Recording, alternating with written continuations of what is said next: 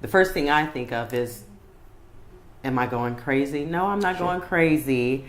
I just need someone to talk to. I have an issue that I think I can resolve on my own, but I really don't trust myself to resolve it on my own. For example. Well, it's important that we all get that checkup or that annual checkup, the same thing that you do when you get your physical annual checkup. You mean like a mental health checkup? That's exactly what I'm talking about. So it's important for us to go once a year and talk about the things that are plaguing us, the stressors that we have. And it's very possible that just by getting that annual checkup that the therapist recommends that you get further treatment. Doesn't necessarily mean that you're going to have long-term treatment, you're going to be in therapy forever. Sometimes it can be a short-term model that really addresses the stressors and ultimately comes out on the other end, making you feel much more whole, like you're centered and your core is back to where it was. So it is very important. Core. You talk about physical core and mental core. Now, you mentioned stressors.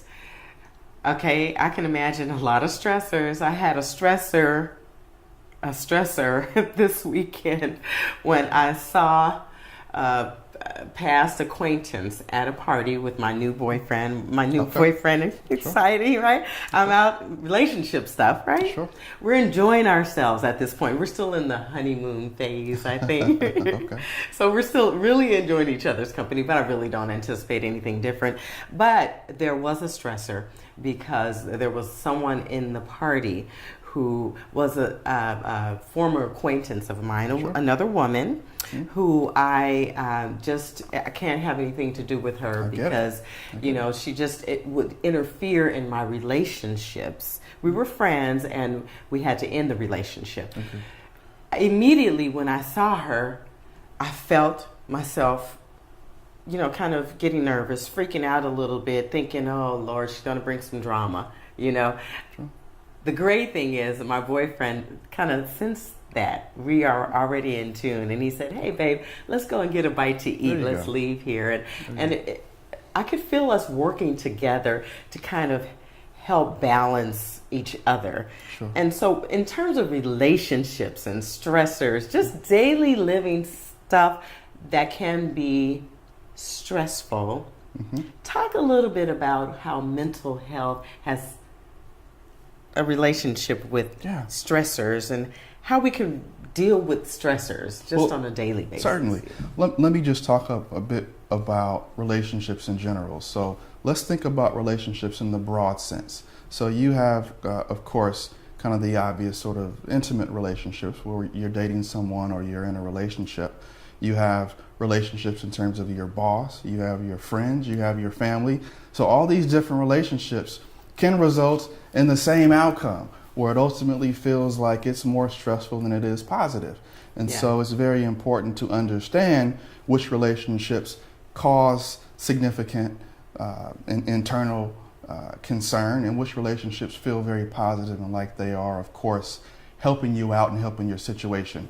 So we all have past relationships that for whatever reason, form or fashion, they didn't really work out. And sometimes you can get those resolved, and sometimes it's just a matter of, merely getting out of there and making sure that it doesn't cause a crisis of some sort. So that's okay. I mean, of course. I kind of felt like, and I think she felt like we needed to talk to resolve it. But at the same time, I hadn't seen her in about 3 years, and that was a way to get some relief from it. And so I was fine until I saw her. So are you saying that we don't necessarily have to resolve issues in relationships per se, that we can just remove ourselves or remove the person and be okay and be able to, get over it? I would say yes and no. So it depends on which relationship we're talking about. If we're talking about a past boss or supervisor who wronged you in some way, right? There's no real need in resolving that. You move on from that. That was a period of your life in which you worked for them and it served its purpose, but that's over and there's no real need to go there. Now, if it's a mother or a father, right, that might be different. And not that some people don't ostracize themselves from family, but I'd say that the goal of most people is to retain those relationships. So it is, of course, important that in the different types of relationships that you discern which ones are long lasting, are going to be there for long periods of time, and which ones are just kind of segments in your life. And from that standpoint, you can kind of determine which ones need resolution and which ones you can kind of just go your separate ways. And maybe even you just wave and say hello to this individual and acknowledge them, but there's no real need to have a discussion or dialogue. Well, thank you for that, because that in fact is where I was. She stopped me at the door before I could make it out of the building, and she said, "We need to talk." And I said, "No, I'm sorry, this is not the time or place." Of course. And so that's I'm very just, appropriate. I'm not going to talk right now. And I just went about my way. I felt a little guilty about it, but I thought that that was the best way to resolve that myself. Sure. I'm comfortable with that. And just to kind of paint the picture here, there's no one cookie cutter approach that's going to be perfect for any situation. In that situation you described, you're in public. Of course, having a dialogue, if it was like in a personal sort of space, maybe that's appropriate, but you were there with your significant other, and so my new boyfriend. There you go. So what's the real purpose of attempting to resolve things with him standing there as well? So that's kind of what I mean by, you have to really figure out what situations are appropriate. So let's get a little more specific now. Using that example, with a new boyfriend, had I had the conversation with her, I'm thinking of what I've heard a lot of guys say, and it is a stereotype about women and how we are bipolar. Well, she's a little bipolar. Sometimes she's this way and sometimes she's that way. And that could be a game changer for a relationship. Certainly. Because generally people just use terms like bipolar. Of course. Let's define what bipolar means. I think it's really important to talk about that particular disorder, because that's one that is stigmatized and it's misinformation in general, right? You got that, guys? Misinformation.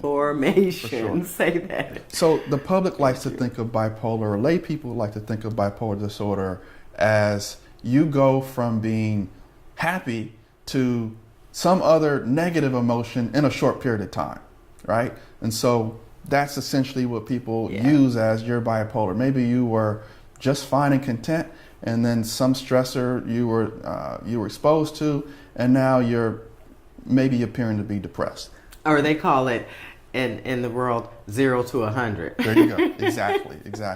So that's actually not bipolar. Bipolar disorder is really, and there are different subsets of bipolar, so I don't want to make it too general here, but it essentially is the vacillation between a period or an episode of depression and a period or an episode of mania. And mania is a term that we use that really just means that you have an expansive sense of self.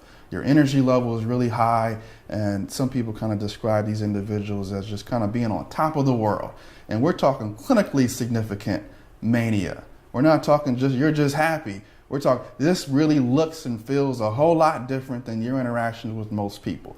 Now, when you talk about clinical significance, are you talking about the physiology changing? Are you talking about the actual way it looks, the blood pressure, and all of the or chemical changes? Sure. Good question. So what I mean by clinically significant is really this is just so rare that it falls outside of normality, right? And so we all at some point in time have experienced some level of a depressive symptom, right? Like someone passes away, or you lose your job, or something happens that ultimately makes you not feel so good. That doesn't qualify you for depression, right? That's a normal response to a stressor in this example. But clinically significant depression really means that you fit the diagnostic criteria, which is really laid out in our Diagnostic and Statistical Manual of Mental Disorders. You meet the criteria for it, and there's a lot of different symptoms you have to meet. And so we just have to really be careful when we place a label on someone, whether it be bipolar or schizophrenic or whatever, because that pretty much just maintains a stigma as opposed to letting an individual understand that they're going through something, but it may not be significant enough to call it something that they need help for. I have to admit to you now, just as you described the criteria and it being laid out, and I guess there are different levels. Correct. abnormality, or Correct. that kind of frightens me. It made me feel like there's some standards that have been put into place, Sure. and to me, I just don't feel like I'm the standard. Like, I'm not going to fit into the norms of what the doctors think are normal. I mean, historically, the African American community has been, we've been made to believe certain things, but personally speaking, we know that our level